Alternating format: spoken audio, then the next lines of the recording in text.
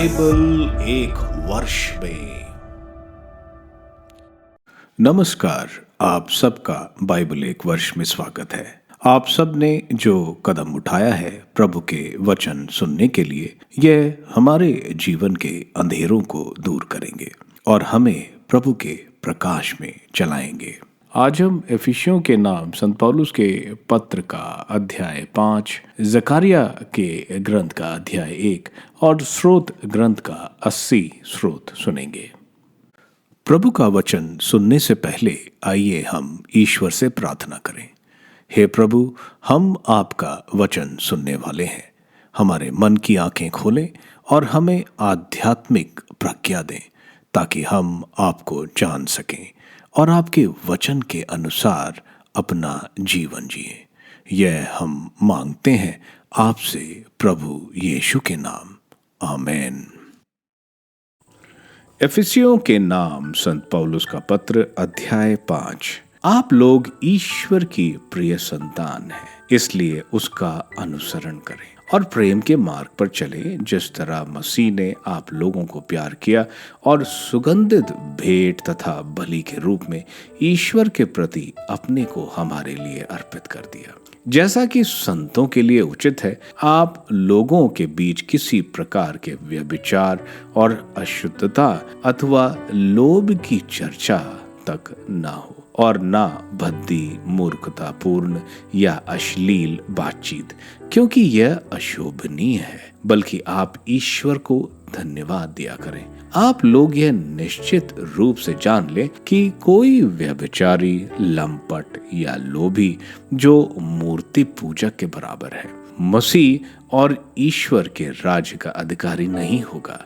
कोई निरर्थक तर्कों से आप लोगों को धोखा न दे। इन बातों के कारण ईश्वर का क्रोध विद्रोही लोगों पर आ पड़ता है, इसलिए उन लोगों से कोई संबंध न रखें। आप लोग पहले अंधकार थे, जब प्रभु के शिष्य होने के नाते ज्योति बन गए हैं, इसलिए ज्योति की संतान की तरह आचरण करें। जहाँ ज्योति है, वहाँ हर प्रकार की भलाई, धार्मिकता तथा सच्चाई उत्पन्न होती है।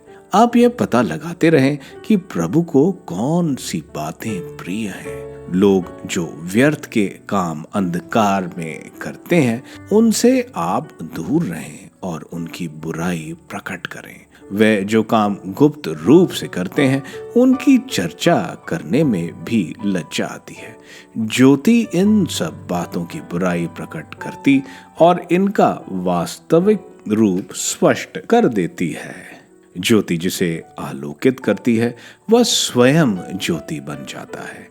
इसलिए कहा गया है, नींद से जागो, मृतकों में से जी उठो और मसीह तुमको आलोकित कर देगा। अपने आचरण का पूरा ध्यान रखें। मूर्खों की तरह नहीं, बल्कि बुद्धिमानों की तरह चलकर वर्तमान समय से पूरा लाभ उठाएं, क्योंकि ये दिन बुरे हैं। आप लोग नासमझ ना बने, बल्कि प्रभु की इच्छा क्या है यह पहचाने। अंगूरी पीकर मतवाले नहीं बने, क्योंकि इससे विषय वासना उत्पन्न होती है, बल्कि पवित्र आत्मा से परिपूर्ण हो जाए। मिलकर भजन, स्तोत्र और आध्यात्मिक गीत गाएं। पूरे हृदय से प्रभु के आदर में गीत बजाते रहें। हमारे प्रभु ईसा मसीह के नाम पर सब समय सब कुछ के लिए पिता परमेश्वर को धन्यवाद देते रहें। मसीही परिवार का आदर्श। हम मसीह के प्रति श्रद्धा रखने के कारण एक दूसरे के अधीन रहें।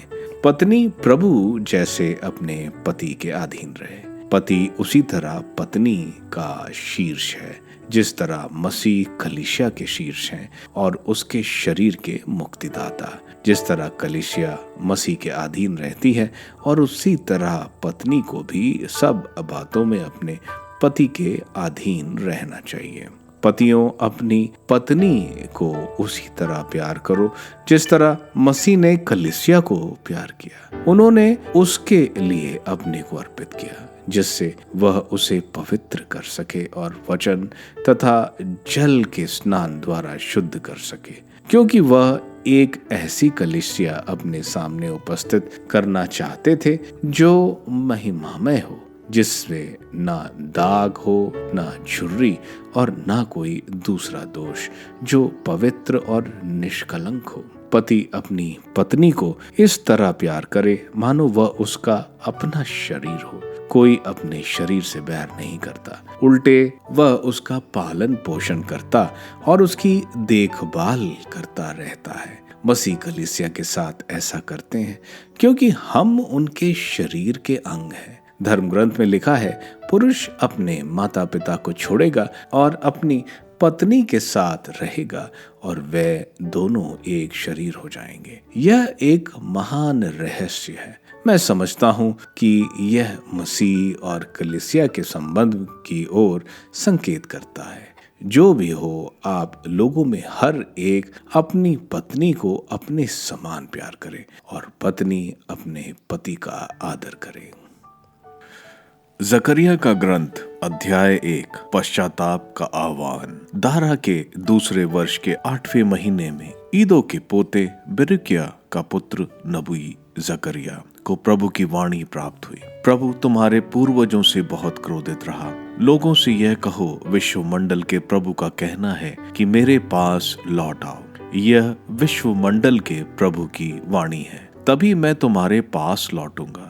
यही विश्वमंडल के प्रभु का कथन है। तुम अपने पूर्वजों के समान मत बनो। प्राचीन काल में उन्होंने नबियों की चेतावनी सुनी थी, अपने कुमार्ग और कुकर्म छोड़कर मेरे पास लौट आओ। किंतु प्रभु का कहना है कि उन्होंने ना सुना, ना कुछ ध्यान दिया था।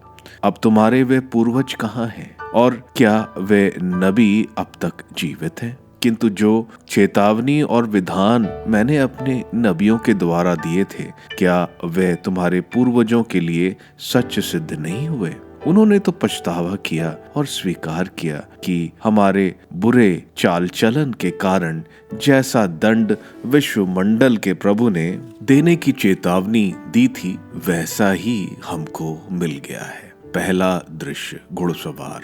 दारा के दूसरे वर्ष के 11वें महीने अर्थात शबाट मास के 24वें दिन ईदो के पोते बेरेक्याह के पुत्र नबी जकरिया को प्रभु की वाणी प्राप्त हुई। मैंने रात को दिव्य दर्शन देखा। वह यह था, मेहंदी झाड़ियां की घाटी में लाल घोड़े पर एक पुरुष सवार था। उसके पीछे लाल, पिंगल और सफेद घोड़े खड़े थे। मैंने पूछा, प्रभु यह सब क्या है? और एक दूत ने मेरा संबोधन करते हुए कहा, मैं अभी तुम्हें बता दूंगा। तब मेहंदिया के बीच खड़ा मनुष्य बोला, प्रभु ने संसार भर में गश्त लगाने के लिए इन्हें भेजा है। उसके बाद इन्होंने मेहंदी में दर्शन देते हुए प्रभु ईश्वर के दूत को यह बयान दिया, हमने समस्त संसार में गश्त लगाकर यह देख लिया है कि सर्वत्र शांति है। तब प्रभु ईश्वर का दूत बोल उठा, विश्वमंडल के प्रभु,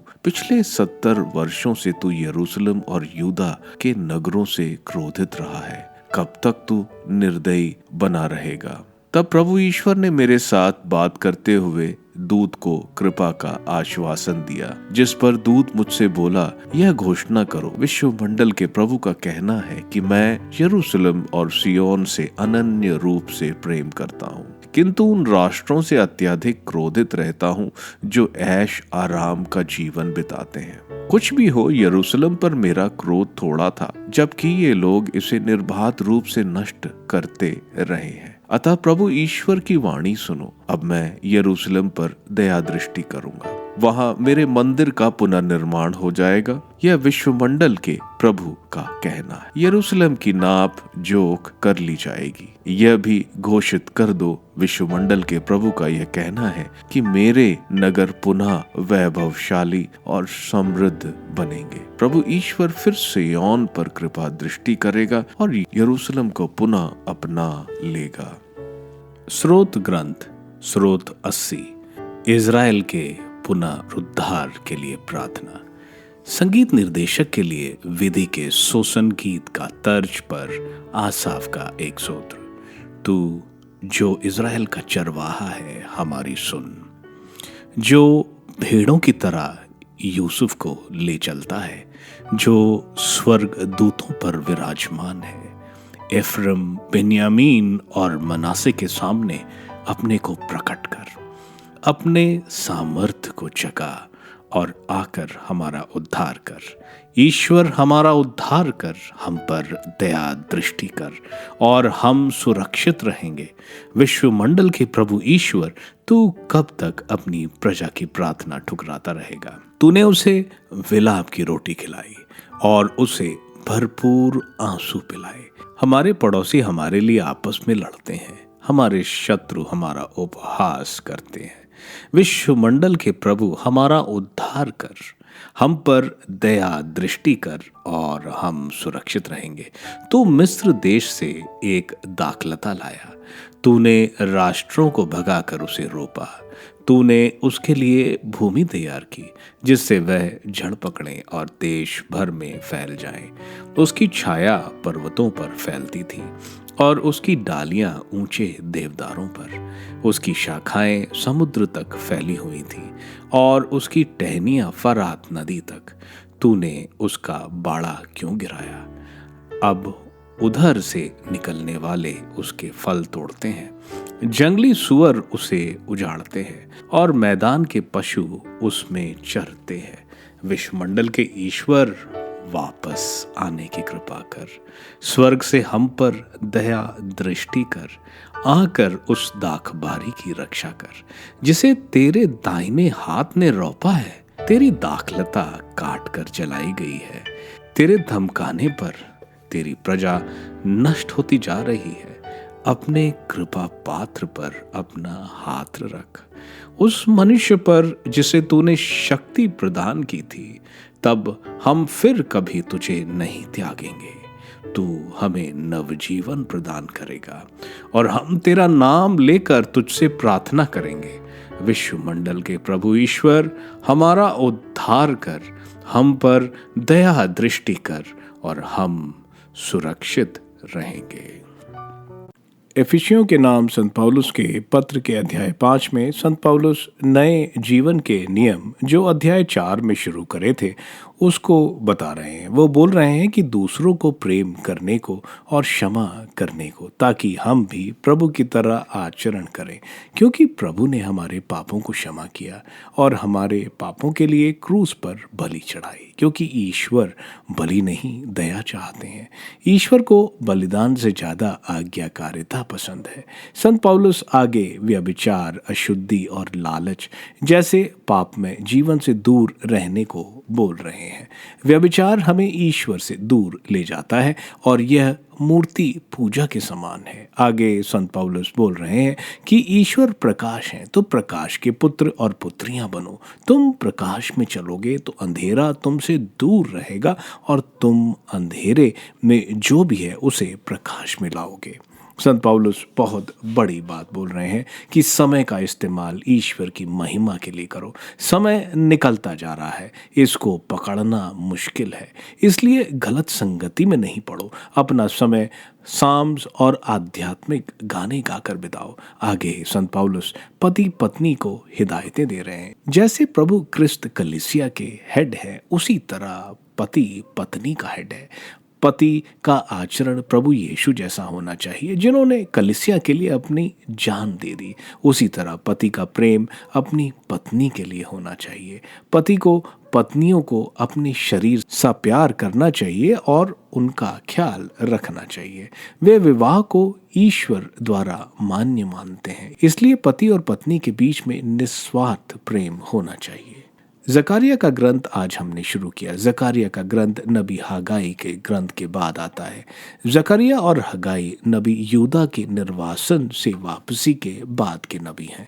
539 बीसी में जब राजा साइरस ने इजरायलियों को अनुमति दी थी कि वे यरूशलेम जाएं और मंदिर को बनाएं, उस वक्त यहूदियों को बहुत विरोध का सामना करना पड़ा। यरूशलेम में जकारिया एक पुरोहित के परिवार से थे। अध्याय 1 में ईश्वर की वाणी जकरिया को आती है। ईश्वर यूदा के पूर्वजों से नाराज है क्योंकि उन्होंने ईश्वर के अनुबंध को तोड़ा। लेकिन ईश्वर बोल रहे हैं कि अगर वे मेरे पास वापस आएंगे तो ईश्वर उन्हें माफ कर देंगे। यूदा के वासी जकरिया की बात पर पश्चाताप करते हैं। जकरिया को 8 दर्शन हुए एक ही रात में। जकरिया मेहंदी के पेड़ के पास एक देवदूत को लाल घोड़े पर सवार देखता है, जिसके साथ 3 देवदूत और थे।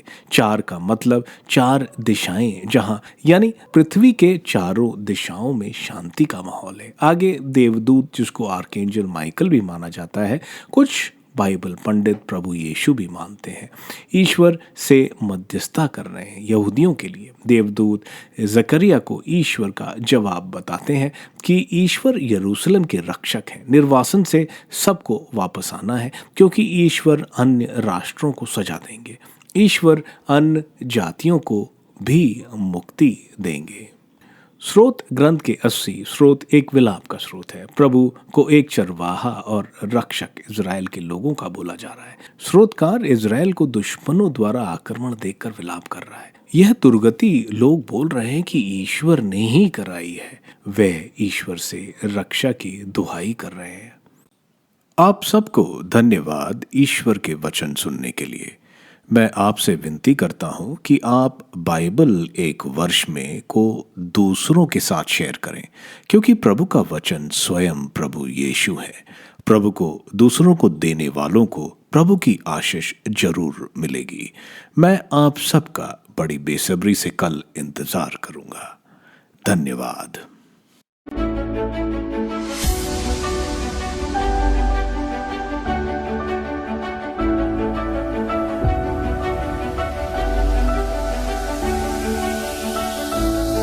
बाइबल एक वर्ष में